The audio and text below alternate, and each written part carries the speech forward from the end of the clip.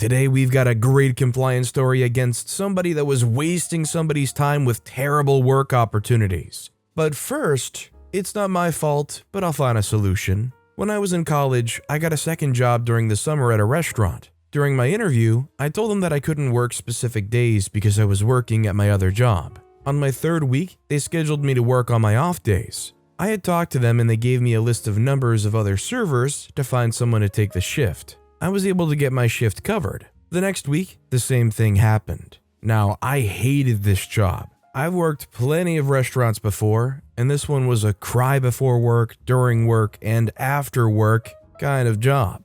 I told the manager that I'd been scheduled for a day that was not in my availability twice now. The manager said, "Well, I'm not saying it's your fault, but it's not our fault, so you need to find a solution." I contacted every employee at both jobs. No one could cover either shift. I worked my next shift at the restaurant, and as I was cashing out, I told my manager I was done and this was my last shift. He goes, "So you're just not doing the 2 weeks?" And I said, "You told me to find a solution, and I did." Why would OP keep doing that job for 2 weeks when the other people aren't even doing their jobs to begin with?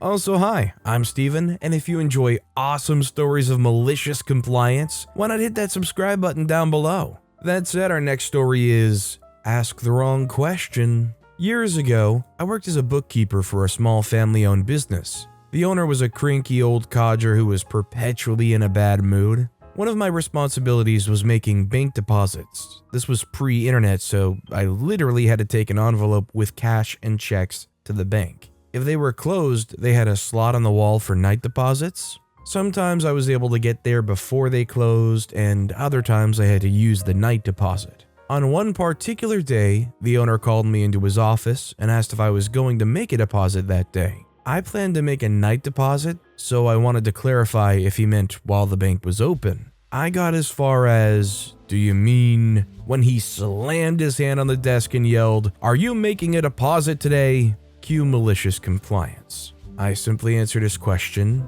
"Yes." A couple of days later, he stormed up to my desk and demanded to know why I hadn't made a deposit the day he asked. It had apparently caused some huge problem with his cash flow.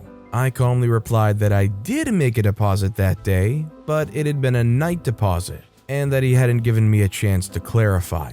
He clearly didn't like the answer, but dropped it and went off in a huff. I quit not long after that. I just feel like there has to be more going on behind the scenes for them to freak out this way. I don't know if they've got some real cash flow issues, but obviously I don't think OP was unreasonable with the way they were handling things. Our next story is compliance. My first real job was scooping ice cream, which largely consisted of me shuffling around behind a standing cooler in the courtyard of a larger establishment. Our business was goat cheese, and I was an extension of that, goat milk ice cream. Our clientele was very sporadic as we lived on an island, so the timing of the ferry was suspiciously similar to that of our busy periods. I worked 11 to 5, 4 days a week, earning minimum wage. I don't know if I was on the books or not, but I always got paid. Here's the problem. When 5 p.m. rolls around, I'd tally up the sales in the box of change, wash all the scoops, table, cooler, and pack all the cones and cups away inside. The rest of the place would stay open for a few more hours, selling cheese and cafe food. However, the sun was pretty hot that summer, and customers would routinely walk up at 5:05 and ask for ice cream, only to hear that I was closed, and I'd direct them to the people running the actual store to scoop for them. This was a huge hassle for the store, but I loathed scooping just you guys and then having people trickle in for 30 minutes. I brought this up to my boss and asked to extend my shift by 30 minutes so that I could cover the stragglers after 5. I was told to close by 5 and to make it obvious that I was closed. After about a week of sitting in the break room and counting change, basically hiding from customers, someone noticed. I'm signing out and the big cheese who owns the entire operation comes up and asks why I'm not serving customers after 5. I said I'm sorry, but I'm only scheduled until 5 p.m. If you bumped me to end at 5:30, I'd be glad to stick around. The schedule for the next week rolls around and I guess he spoke to my boss, because I suddenly had an extra cushy 30 minutes added onto my shifts from then on. Bought my first computer from that job. Good times. I just appreciate that OP stood their ground and didn't do any extra work for free. There might be a lot of people that just want to make other people happy, and even though they're technically not on the clock, they might stick around doing some extra work. Our next story is no more sweets unless I say yes. Many moons ago, when I was a baby pedant of about age 7, my mom bought some sweets. A rare treat because money was tight and she was very conscious of our sugar consumption. Being a normal-ish child who loved sweets, I didn't want to stop at just one. However, Mom knew what I was like and forbade me to help myself on pain of my precious TV rights being revoked. Not something I was likely to risk, given that Mom had showed me she was willing to follow through on that threat in the past. So I couldn't have one unless she said yes. I asked for a second lolly after I finished my first treat. She said no, unsurprisingly. So she said no, and I wasn't allowed to help myself, so I waited. Mom started doing some paperwork. She talks to herself when she concentrates. She was answering yes/no questions. Her mumble question I didn't understand. No. Mumble, another question I didn't understand. Mom, can I have another lollipop now? Her oblivious says yes. So I went to get another sweet. About 10 minutes later, she noticed and tried to yell at me until I pointed out that she said yes. And how was I supposed to know she wasn't talking to me? Who else could she have possibly been talking to? My younger sister benefited from this act of faux ignorance and well-timed questioning to get another sweet by default, because otherwise it wouldn't have been fair to her, so Mom had to kind of give her one when they both found out. I legitimately believe that this is one of those exhausted parent moments. Well, you said yes, so I deserve it, and you're just like, oh, fine, just take the lollipop. Our next story is, screw you, council. There was a big hoo-ha in the local news a few months ago about a restaurant having a marquee outside all year round. The complaint was raised because the restaurant in question is operated out of a Grade 2 listed building, and the marquee was blocking the view. The local council told them to take the marquee down, which the restaurant complained about losing seating room and business. They have today announced their new plan to regain their lost seating area, and it looks surprisingly familiar. Instead of the marquee, they're now using parasols. Top tier pettiness, and I am absolutely here for it. Considering they made them remove the marquee, even though I guess a parasol or a big tent basically might not be like a permanent fixture, I feel like they're probably still gonna get some kind of grief about it. Our next story is, just do what you gotta do, man. My cousin's story. He works for a high population city police department. I rarely get to talk with him, and when we do, he rarely talks about his job. Since everything going down, he's decided not to talk about his job in mixed company, whatever the flarp that means. We're both part Abenaki, so I guess we are mixed if you think about it, but I digress. Come to find out that the one story he told me just so happened to be a sweet piece of malicious compliance. He was driving on the 101 northbound when he notices a car dart from the left lane to the HOV lane rather quickly, putting his blinker on to get back into the left lane. A lot of people do this, according to my cousin, Officer Delk. They use the high occupancy vehicle lane as a passing lane. The high occupancy vehicle lane can only be used by motorists with one or more passengers, or have an electric vehicle with a special plate indicating so. This driver, who was about to be pulled over, didn't seem to have anybody else in his car. Delk was only intending on giving this driver a warning as he pulled him over. He didn't have the time or desire to sit and write this guy a ticket. He pulls the driver over to remind him, and the conversation goes like this. The window rolls down. "Hi, officer, I was just trying to avoid Delk interrupts. "Yeah, you're not supposed to use the HOV lane as a passing lane." The driver says, "Wow, you're not even gonna let me finish my sentence? Just do what you gotta do, man." Officer Delk says, "Okay, let me see your license and registration." My cousin didn't even want to take this guy's license. Now that he takes it along with running his plates, he realizes he needs to call in a second unit. This guy has warrants. The driver goes to jail. Cousin misses whatever thing it is that he wanted to do. I was so caught up in this part of the story I forgot what it was. He really didn't want to have to wait around and have this guy arrested, but hey, he insisted on being heard. It's definitely not a foolproof thing, but you want to try to be respectful if you get pulled over. If you clearly did something that was violating, whether it's speeding or switching into a lane that you're not supposed to be in, what last resort do you have besides being utterly polite? That said, our final story of the day is I ask for a serious offer and actually get one elsewhere. This happened around 5 years ago.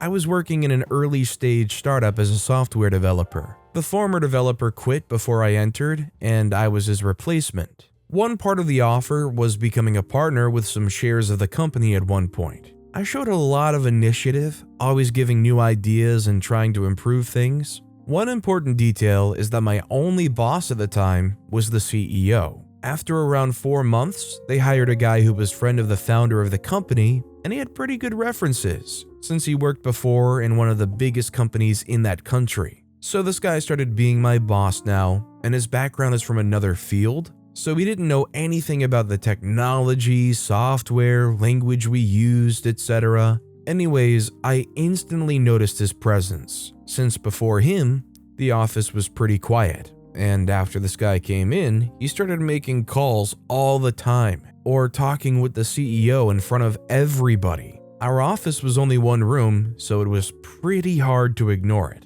Before this, I was always overworking, arriving at the office around 9 and working until 8 or so, simply because I loved the project. But after I noticed how loud the presence of Mr. New Boss was, I started going pretty early in the morning, so I could work at least from 7:30 a.m. to 10 a.m. until Mr. New Boss comes in. The best about this was when I was leaving at 5 o'clock, he was always shocked because the first few days he saw I had a different schedule. Since he got in charge, everything was top priority. We had a few meetings where I explained to him my point of view about this, but it didn't change much. For you to understand the kind of changes he was doing, here's an example. We had the typical to-do list with 3 statuses: to do, doing, and done. He changed this to a to do and done only because this would save time. So I didn't know what the mobile developer was working on, and if he needed something from my side right away, looking at the to-do list, I had to manually ask him and also update him when I needed something from his side. Well, after a few months with Mr. New Boss on board, I decided I needed to be a partner or leave the company. I explained the situation to the CEO and to Mr. New Boss, and basically said I did a lot of things during this time. They loved my work, so I needed to be partner as the offer specified at the beginning of the contract. The CEO told me, "We'll get back to you with an offer." Mr. New Boss nods. In the meantime, I was making some interviews with a company in another country, and I received an offer. It was 3 times my current salary. CEO and Mr. New Boss called me after a few days to have a chat. Mr. New Boss showed some papers with some vague information, and then started talking about how important it is being a partner. It's not a 9-to-5 job, making reference to my schedule that I changed since he entered, and then he said a lot about BS about compromising and no weekends and non-paid extra hours and so on. He finished his speech and the CEO didn't say a single word. Mr. New Boss asked me what I thought about that, so I answered, I think I was waiting for an offer with numbers, and I don't see any.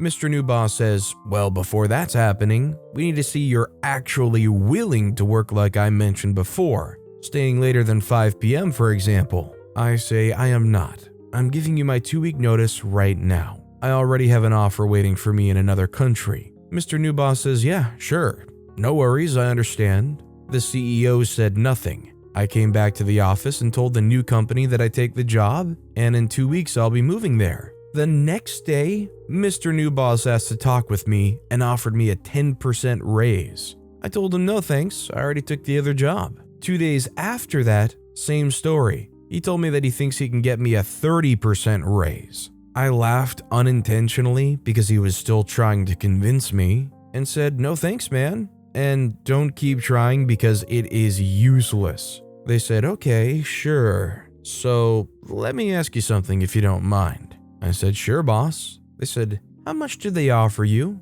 Without even letting him finish, I answered, 300%. They said, okay, nice. He stopped trying to convince me after this talk. I still had one more week at the company, so the last day, the founder appears. He was above the CEO, by the way. He called me for a chat and went straight to the point. Can I offer you anything for you to stay? I say, not now. I'm actually traveling tomorrow. He said, okay, I'm sad things went this way. If anytime you want to come back, talk to me directly. I can help you with relocation, flight tickets, whatever you need. Doors are open. I said, thanks, I appreciate that. So I started working in the new company, and I still help the old one in the transition a few hours a week, paid of course. They hired a new guy and he needed some help. Mr. New Boss says, new guy needs some help installing language we use? I said, let me see if I understand. The new guy is a language we use developer and needs help installing language we use?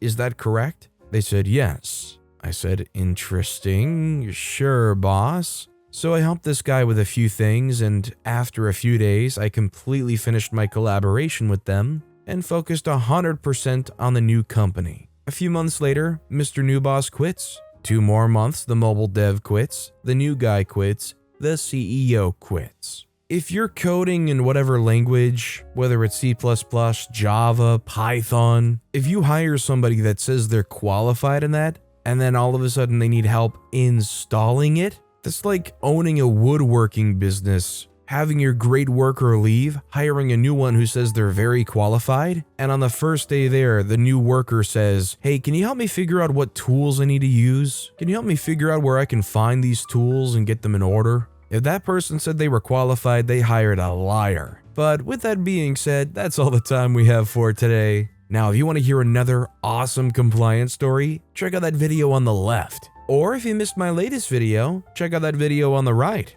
That said, I'll see you all next time with some more stories.